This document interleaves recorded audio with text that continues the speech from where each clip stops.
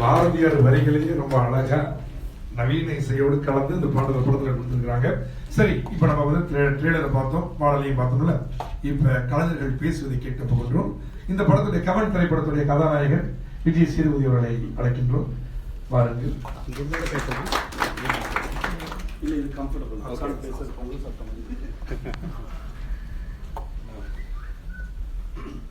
நாங்கள் ஓகேங்களா?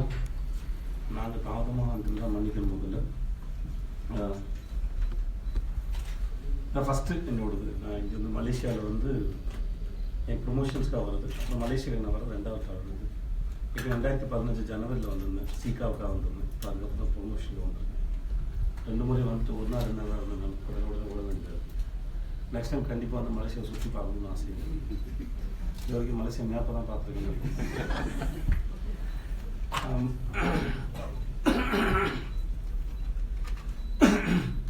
KV sir வர முடியாமல் போனதுக்கான காரணம் எல்லாருக்கும் தெரியும். அவங்க ஃபாதர் வந்து தவறிட்டாங்க கடைசி விஷயத்தில் வர முடியாததில். மற்றபடி கவன் பற்றி சொல்லணும்னா, கேவி சார் கிட்ட பொதுவாகவே சமுதாயத்தின் மேலே ஒரு பெரிய அக்கறை, தன்னோட படங்கள் அதை பிரதிபலிக்க ரொம்ப ஆசைப்படுவார். அதை ரொம்ப மேம்போக்காக சொல்கிற ஆளும் இல்லை, அது ரொம்ப ஆழமாகவும் நிறைய அனலைஸ் பண்ணி அதுக்கப்புறம் சொல்கிறார் படங்கள் மூலமாக. அப்புறம் கருத்து சொல்கிறதுக்கு ஒரு படம் வந்து கருத்தாக மட்டும் இருக்குன்னு அவசியம் இல்லை. ஏன்னா திரைப்படங்கிறது படம் பார்க்க வர மக்கள் வந்து என்டர்டெயின் பண்ணணும், அதோடு சேர்த்து கருத்தும் இருக்கணும். அது எந்த அளவு கொடுக்கும், அந்த டோசேஜ் வந்து ரொம்ப அழகாக தெரிஞ்சு ஒரு மனுஷன். கவனில் அந்த கணக்கு வந்து ரொம்ப சரியாக வேலை செஞ்சுருக்காங்க அவரோட எல்லா படங்களையும் சரி. இந்த படம் என்ன சொல்லுது அப்படின்னா, இன்னைக்கு இருக்க மக்களோட மனநிலைமை, அப்புறம் இங்கே எல்லா விஷயத்தையும் நான் எடுத்துக்கலாம். எந்த தொழிலையும் இல்லை எந்த மனுஷன்லையும் எல்லா வீட்லையும் எடுத்துக்கிட்டோம்னா ஒரு 2 விதமான மனுஷங்க இருப்பாங்க. எல்லா இடத்துலையும் ஒரு வேரியேஷன்ஸ் இருக்கும், குட் அண்ட் பேட் எல்லா இடத்துலையும் இருக்கும். ஸோ அதை பற்றின ஒரு பதிவு தான். இவங்க தப்பு, இவங்க சரி, அதுதான் கரெக்டு, நாங்கள் தான் பண்ணுறது தான் கரெக்ட், அப்படி எதையுமே சொல்லவே இல்லை. இதெல்லாம் நடக்குது, அதோட கேம் இதெல்லாம் இருக்குதுன்னு சொல்கிறது தான் அந்த படம். இதில் மிகப்பெரிய ஆர்டிஸ்ட் பட்டாலுமே இருக்குது. எல்லாருமே அவங்களோட வேலையை ரொம்ப சிறப்பாக செஞ்சுருக்காங்க.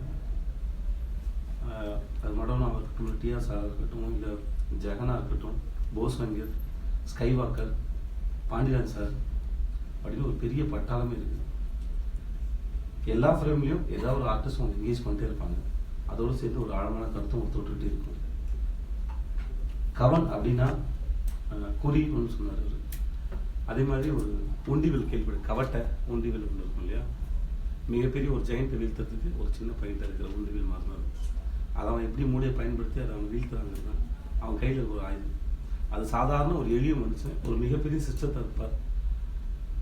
அதை எதிர்த்தோ இல்லை அதை எடுத்து ஒரு போராட்டம் வச்சுக்கோங்க, அவங்க போடுற பிளான், அது மூலம் அடையிற வெற்றி, அதை பற்றி தான் அந்த படம் பேசுது. ஹிப்ஹாப் தமிழ் ஆதி பற்றி சொல்லணும்னா very young and very talented.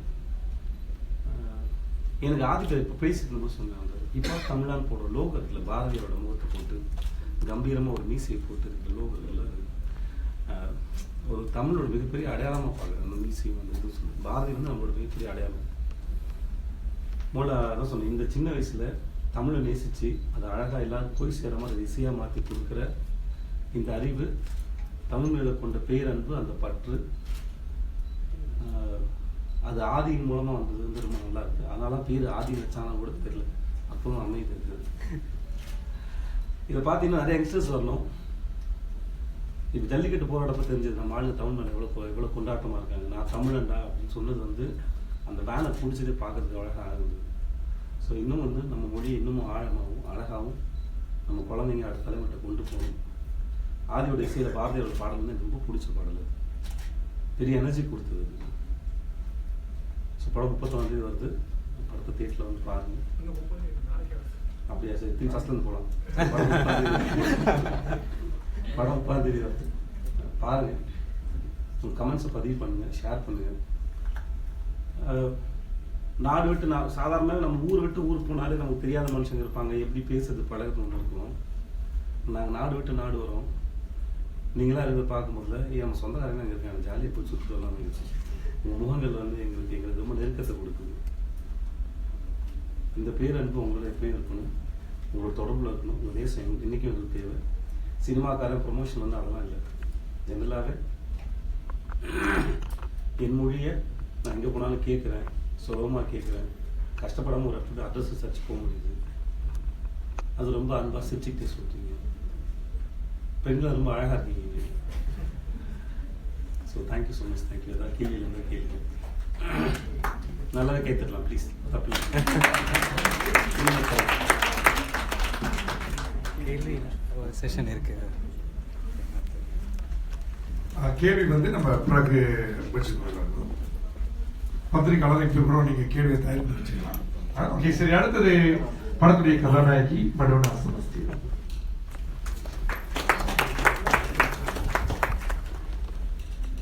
Hi everyone. You can hear me clearly, right? I wish I could speak in Tamil, but right now I can't. I will try though to learn very quickly. Working in Kavan was a really, really good experience, and I'm pretty sure everybody who was a part of this feels the same, right?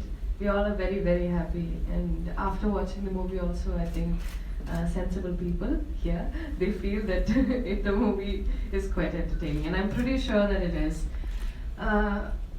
Kavan is going to be very engaging. If you try watching it, I think you will come there, start watching it, be engaged till the end, and will take something with you. It portrays like any other KBS's movie. It portrays something from the society. It portrays love. It portrays problems and solutions. We all know that it is all happening around us, but then seeing and watching it on TV or in a movie, it makes the experience even better. And